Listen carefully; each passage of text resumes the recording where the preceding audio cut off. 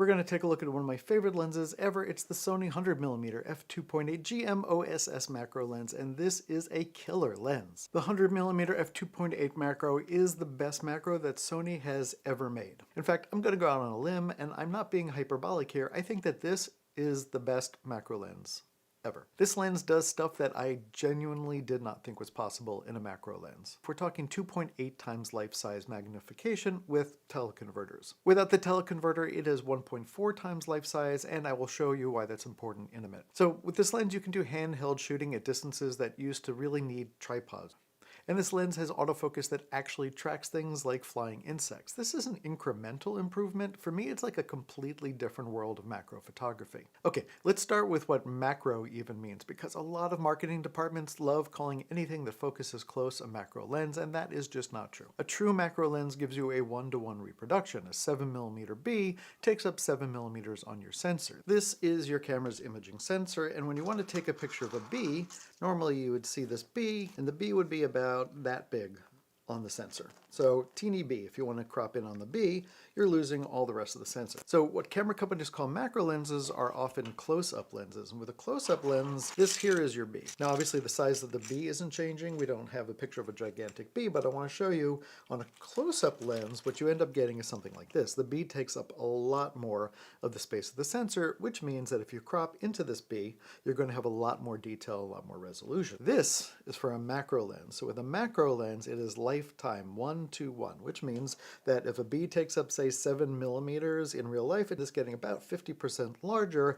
That's a 1.4 times life sensor. And then if you can imagine this getting 3 times larger, that is what you get with the 2.8 magnification with the teleconverter. And again, the bee doesn't change size. The lens determines how much of your sensor is taken up with B. Okay, thanks, honey. So let me show you why this is important. This here is a photograph I took of a bee using a lens that calls itself a macro lens, but actually is just a close-up lens. And I don't know if you'll be able to see this, but the bee is perfectly sharp in the original file, but cropping it makes it a little bit soft. And now here is a bee that was photographed with Sony's lens at the 1.4 times life. This wasn't even the 2.8 times life. This lens really delivers. I think you can see here the individual little hairs on this bee, and check out the compound eyes, and look, it's adorable little antenna. I love bees. Class dismissed. Okay, so let's talk about image stabilization, because one of the key selling points of this lens is its built-in optical image stabilization. You can think of a macro lens like a telephoto lens, just for very, very small things. And so if you've ever worked with a telephoto lens, you know that when you're on the wider end of the telephoto lens, a little bit of hand motion is easily taken up with the image stabilization. If you had no image stabilization, you could just shoot at a faster shutter rate in order to compensate for that little bit of motion that you might have. But when you're shooting a macro, it's like you're using a hyper telephoto lens, and so any hand motion is going to be exaggerated. And that's why the optical image stabilization in this lens is so important, because it gives you the ability to handhold things that you otherwise would have had to use a tripod for. And it also gives you the ability to use a slower shutter speed in order to get more light in when you're taking your picture. Because this lens has optical image stabilization and it works with the in-body image stabilization on the cameras, you get more than the 4 or 5 stops of stabilization that the camera would give you. But the TLDR here is that this lens and the bodies that you put them on have a really good stabilization system that allows you to shoot much closer to your subject without getting a lot of motion blur. Because at these sizes, your depth of field is measured in fractions of a millimeter. At 2.8 magnification, you've got about 1/3 of a millimeter in focus. 1/3 of a millimeter. Breathe wrong and you've missed the shot. But the image stabilization really handles it well, and the cool thing is that you can focus on something with 1/3 of a millimeter of focal distance, and the camera won't shake as you're trying to compose that shot. That's just great. This lens has every control a macro shooter actually needs.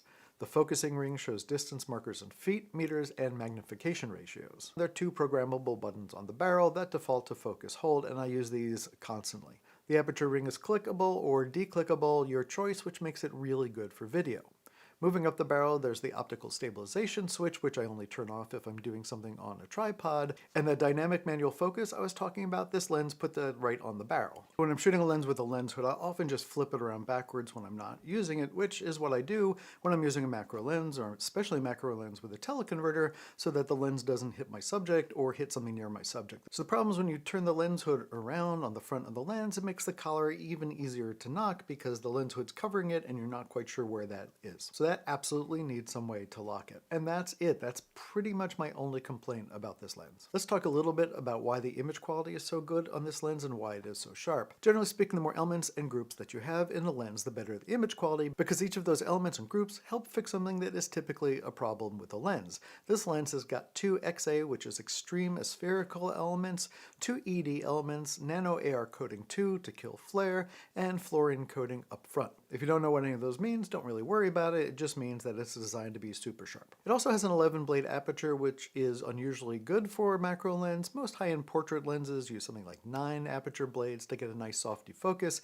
I've seen them starting to creep up to like 10 aperture blades. But in the macro world, where the background defocus is sometimes half or more of the image that you're making, it makes a real difference to have more aperture blades. The transitions from sharp to soft are gradual and beautiful. And all that glass inside of the lens needs some really fast and powerful motors, and that is what the 4XD linear motors in this lens do. So for comparison, that's double what the original GM lenses had for motors. So this is fast, this is quiet, and moving all of that glass back and forth happens completely quietly, which is great for video. Although that said, if you're doing video of these ants, you probably don't need to be quiet because I don't think ants can hear you anyhow. I'm not sure about that. Let me know in the comments if I'm wrong. Can ants hear? Let's talk about autofocus some more. At 1.4 times life, the magnification is really, really impressive. Shooting fast-moving bees felt like shooting birds with the telephoto lens. You just lock onto it and let it track. That is not normal for a macro lens, and it's still not normal for some telephoto lenses on some systems. Sony's insect detection system works well, although at extreme close-up distances, it does get confused. I don't know if a camera can really tell the difference between a bee's eye and a bee's abdomen when that's all that fills the frame. Sometimes it locks onto the eye, sometimes the fuzzy body. That's just the reality of working with things like insects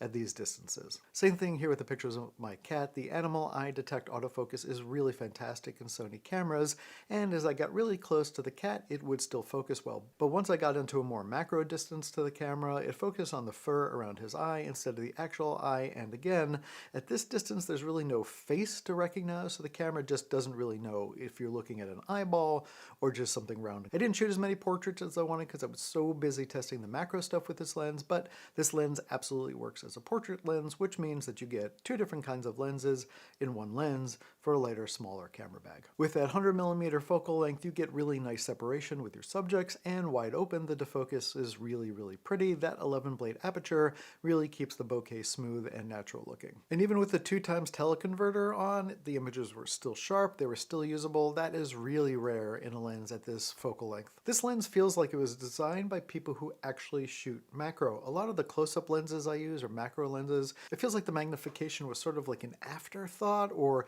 they're trying to make a lens that was a macro lens, but not really put enough effort into making that lens. This lens is a macro lens. The controls, the stabilization, the native teleconverter support, it is all stuff that real macro shooters need. Is this a perfect lens? Well, to me it's almost a perfect lens. That focus collar is too sensitive, and the autofocus will of course slow down at extreme magnifications, but those are really minor trade-offs for what you get with this lens. For anybody serious about macro photography, product work, detail shooting, this is easily the best option for Sony E-mount. And if you shoot portraits, it handles that without compromise too.